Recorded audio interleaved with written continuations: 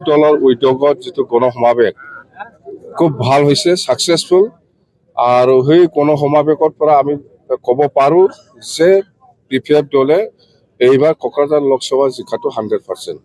কথা সেইটোৱে। আৰু আমি স্পষ্টভাৱে কৈছোঁ যে ৰাইজক আমি জনাই দিছোঁ অপেনলি যে আমি কোনো দলৰ লগত মিত্ৰতা নকৰিব, BPF অকলে নিৰ্বাচন খেলিব, এই কথাটো আমি জনাই দিছোঁ। এইবিলাক মই মানুহ চিনি নাপায় ৰে, মই বাবু এইবিলাক চিনি নাপায় মই।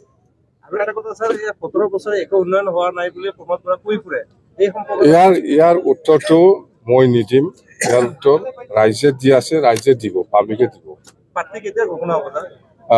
ইলেকশ্যন ডিক্লেয়াৰ দিয়াৰ 2 দিন পিছতে আমি কেণ্ডিডেটটো ডিক্লেয়াৰ দিম। BPF-ৰ 17 বছৰ শাসনকালত অকল ইয়াত বিভিন্ন অশান্তি হৈছে, BPF-ৰ একাংশ দাদাগিৰি কৰিছে, সেই সময়ত এই বিষয়ে আপুনি কি কয়? অভিযোগ কৰিছে। এইবিলাক অভিযোগৰ উত্তৰটো মই নিদিম, আমাৰ পাব্লিকে দিব বুলি কৈ আছো মই অলৰেডি। 17 বছৰত অকল 15 বছৰত মই কি কৰিছে কৰা নাই আপোনালোকে নিজে দেখি। 17 বছৰৰ আগত BTC অঞ্চলৰ অৱস্থা কেনেকুৱা আছিল চবেই জানি, এইটো মই কোৱা কথা নহয়, ৰাইজে কৈ আছে। এই দলৰ কোন হীৰা হৰণীয়াটো আমাৰ BPF দলৰ মানুহ নহয় না, সি আমাক টিকেট দিয়া কোন হয়? ধৰণৰ ৰাইজৰ ওচৰত প্ৰভাগাণ্ডা চলায়। 15 বছৰতো তেখেতসকলে 17 বছৰ বুলি কয়। ইয়াৰ কাৰণে আমি এতিয়া UPPL 17 বছৰ বুলি কওঁ। 17 বছৰ এই দলে আমাক BPF-ক আমাৰ শাসন কালত একো কৰা নাই বুলি কয়। হয়, আমি বোলে একো কৰা নাই। গতিকে আমি সুধিব বিচাৰো, যেন আমি ইউনিভাৰ্চিটিও বনোৱা নাই, শিক্ষা উন্নয়নৰ কাৰণে আমি বোলে একো কৰা নাই, ইউনিভাৰ্চিটিও আমি বনোৱা নাই, চেন্ট্ৰেল ইনষ্টিটিউটো আমি বনোৱা নাই, মেডিকেল কলেজো আমি বনোৱা নাই, ইঞ্জিনিয়াৰিং কলেজো আমি বনোৱা নাই, কলেজবোৰকো আমি ফাইনেন্সিয়েলাইজ কৰা নাই, স্কুলবোৰক আমি বহুত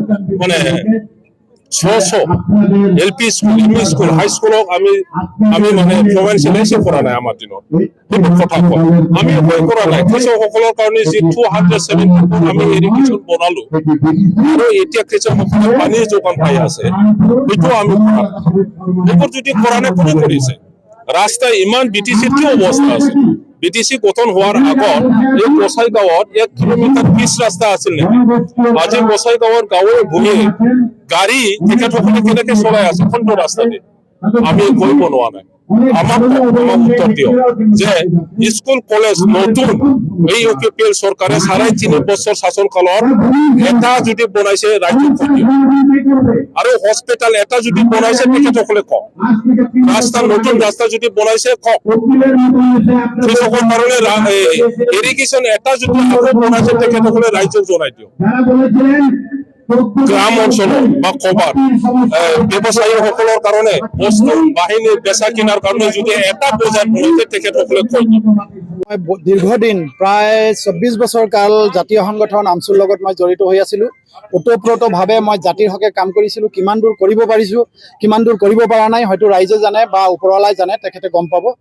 কথাটো হ'ল, আপোনালোকে জানে যে অৰাজনৈতিক জাতীয় সংগঠন কৰি পেলাই আমি যি চৰকাৰৰ প্ৰতি দাবী কৰিব লাগে দাবীহে কৰিব পাৰোঁ, কিন্তু প্ৰত্যক্ষভাৱে আমি জাতিটোক একো দিব পৰা নাই।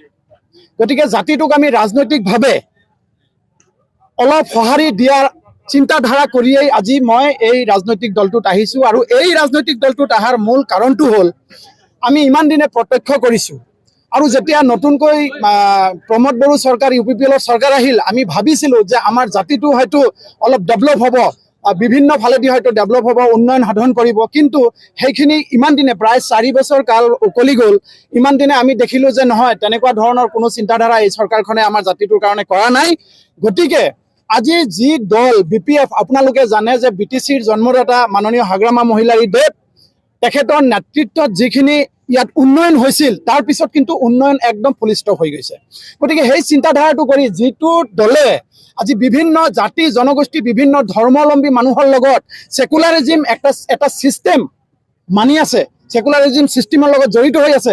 গতিকে তেখেতৰ তেনেকুৱা এটা উদাৰ চিন্তাধাৰা দেখিয়েই আমি আজি হয়তো আমি দুজন সতীৰ্থই একেলগে হয়তো এই BPF-ৰ মজিয়াত অন্তৰ্ভুক্ত হৈছোঁ আৰু আশা ৰাখিছোঁ যে আগন্তুক সময়ত এইটো দলৰ দ্বাৰা আমাৰ BTCত বসবাস কৰা বিভিন্ন জাতি ধৰ্ম অৱলম্বী মানুহৰ উন্নয়ন সাধন হ'ব।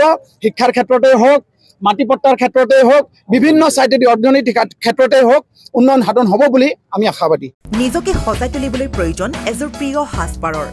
ফেষ্টিভেল ব্ৰাইডেল ছেকশ্যনকে আদি কৰি পাৰ্টি গেট আপলৈকে মুঠৰ ওপৰত এযোৰ মন পচন্দৰ সাজপাৰৰ বাবে চিন্তা কিহৰ।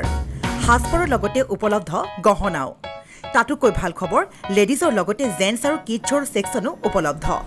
আপোনাৰ কাষত গীতাৰ থিলছ ক্ৰিয়েশ্যন। যোগাযোগ নম্বৰ 7638886024। ঠিকনা near Japorigog LP school, Japorigog, Guwahati, house number 11।